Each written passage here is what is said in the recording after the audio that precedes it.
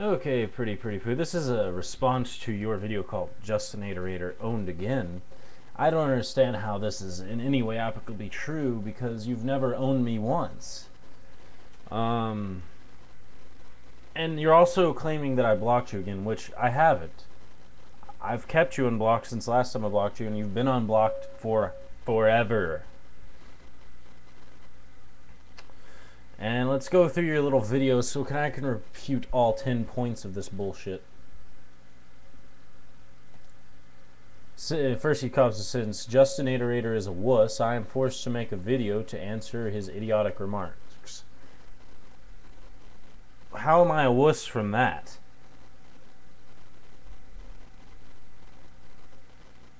That rather confuses me. Alright. You see, he likes to make stupid comments and then block me from commenting because I make him look like a total idiot every time. I haven't blocked you. Perhaps it's you hit your commenting limit and you need to go in and type the little thing. But I haven't blocked you. And you don't make me look like a total idiot. You're the only one who's rolling your eyes behind the monitor here and seeing in front of the monitor rather, thinking that somehow that you've won.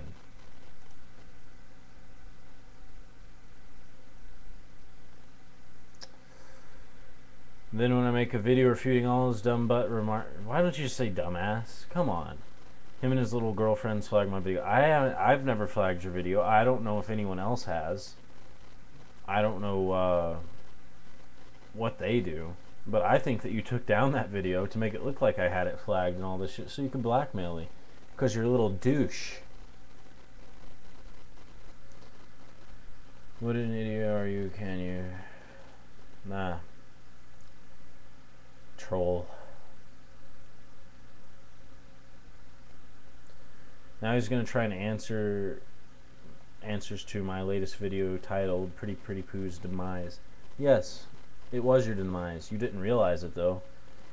You're like the idiotic what's one of those things? Moth. It keeps on flying into the lamp.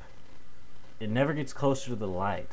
It just keeps on flying into the fucking lamp over and over again until it dies. And then it falls to the ground.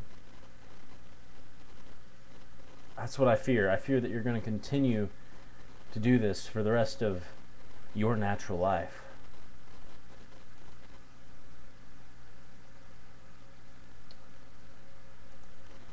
He says that he already explained twice why I'm a racist, and if I don't like it, then I should stop supporting the liberal agenda.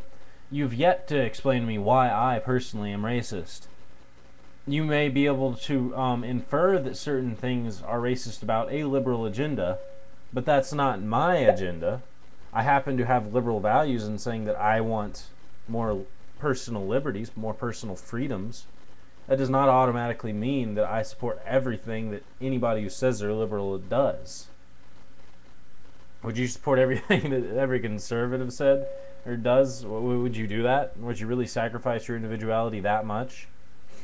Also, I have yet to actually see how the liberal agenda is racist. You say something about quotas and how we make it to where the black man is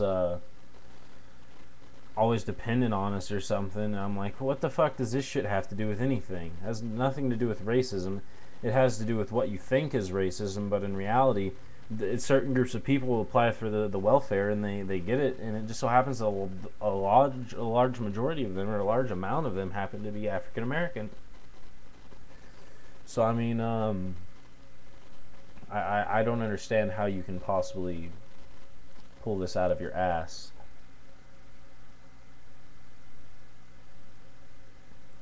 Okay, in the second one he says, if I don't even understand the Old Testament and the New Testament and how they're different, then I'm even more extra special than I thought, or than you thought, whatever you're trying to say.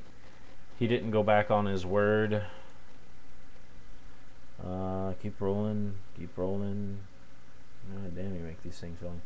Since those rules are meant for the Jews to help in building a nation, we no longer need them. He knew that, and Jesus and his followers knew that. Okay, here's a question for you.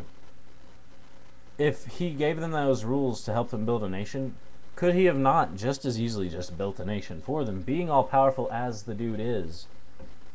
Could he not have just, hey, said, well, let's just build this nation here. You don't have to deal with all 635 commandments that I give you, all those laws and bullshit, the 10 major ones, all followed by the rest of those all bullshit, telling you what you have to do with people's penises and shit, and yeah, who you can't sleep with. So if all that stuff is still not true, if that was only meant for the Jews, then homosexuality isn't wrong now, right? If that was just meant for the Jews. You know, if everything went away whenever Jesus came around, then Jesus only laid down, like, what, one rule? Saying, do unto others as you'd be done by, which wasn't even his rule. That's beneficial reciprocity. It's been dated back to Confucius. Then that means everything's out the window. See, you say I have no moral basis, but your moral basis is even more skewed than what mine could ever possibly be. If God told you to do something, you would do it. God told you to rape a little girl, you would do it. I, on the other hand, even if God came down with his almighty ass and said, you better do this or you'll burn forever, I would not do it. I wouldn't. Because I can see that your God is evil, as it's stated in his books. And I do know that the New Testament and Old Testament are different. That isn't my point. My point is that the God is the same God. Supposedly this God is unchanging, is the same today, yesterday, and forevermore. I think it says that somewhere in the Bible. I'll have to look that up specifically. But if he doesn't change, then why did he change? Seems kind of, I don't know, hypocritical of him. But I guess Christians are made in the image of the Lord. Hypocritical, as always. Alright. Once again, you show your ignorance. Hell was there before Jesus came. No, it wasn't. No, hell was not there before Jesus came. If you really want to go by it, the majority of Jews don't believe in hell. It's actually part of their doctrine, I believe. And since he is not only a merciful God, but also a just God, there are rewards for following, and there are penalties for not. It is immoral to have infinite punishment or reward for finite punishment, or for finite crimes and deeds. And if someone's not, what's the word? Yeah, you're about to get through with that, I guess, asking into the next part. Alright, he said number 4, we are here for one purpose, to worship God. Doing good deeds in our own name does absolutely nothing in furthering his kingdom. So, we're just here to help this guy. Why does he need our help if he's all-powerful? For one, that seems like a really sucky purpose. For two, to worship God. Well, why does he need us to worship him? Is he that lonely? Doing good deeds, that seems like something good. Doing good deeds, isn't that what Jesus said to do? Do unto others as you'd be done by? And then they add, well, you have to believe in the Son now, and blah. I don't mean Son up there, I mean Son as in Jesus.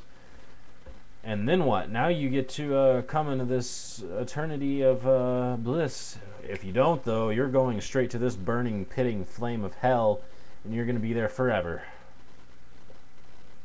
You know what? I'm actually going to make another video on this, because this one isn't enough.